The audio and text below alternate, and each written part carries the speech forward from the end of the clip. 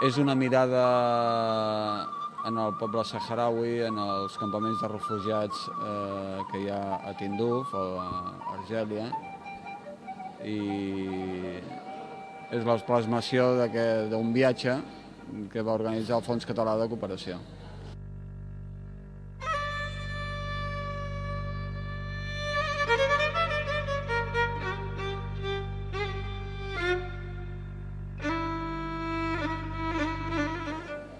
L'objectiu és anar al lloc, veure el que passa i intentar plasmar-ho en fotografies. El viatge en si va ser molt ràpid, improvisat, diguéssim, i les fotos, potser amb altres viatges que he fet i altres coses, quan es repeteixen, el primer cop és més frapant i la imatge et surt més potser de dins i més forta, no?, en aquest aspecte.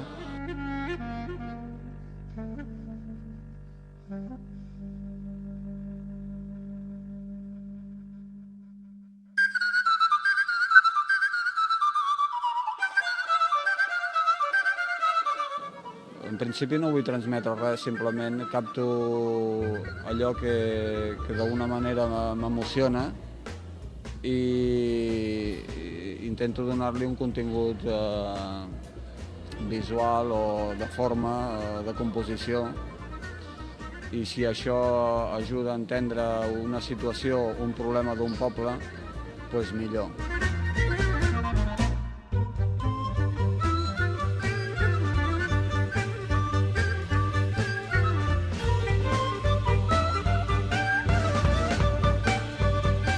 El que em va impressionar tampoc és que jo sigui un doctor en la matèria d'això, només vaig estar 3 dies en un viatge organitzat pel Fons Català de Cooperació, però el que sí em va sobtar era molt l'organització que tenen en un espai tan reduït i tan en el mig del desert, i com aquesta gent s'ha organitzat, i les dones, per exemple, també s'han organitzat molt bé i són les que porten molt la vida quotidiana, el trenar d'aquesta gent i tota l'organització social. Moltes són dones que estan allà.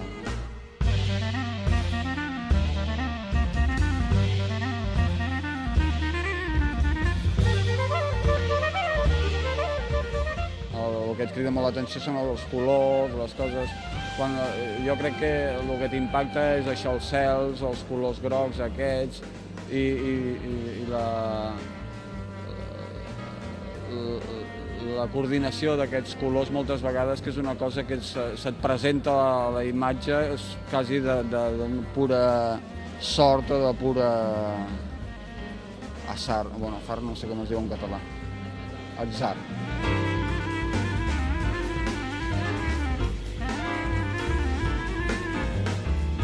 Sí, l'exposició és itinerant des de fa ja un parell d'anys.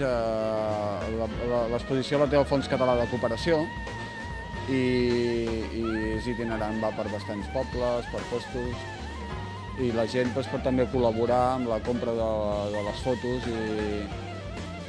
i són, venen a un preu de 100 euros i tot els beneficis que això van cap al poble saharaui.